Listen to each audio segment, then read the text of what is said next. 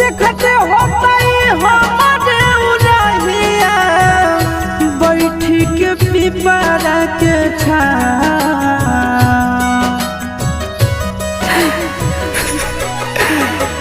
देखते होता हमारे उड़हिया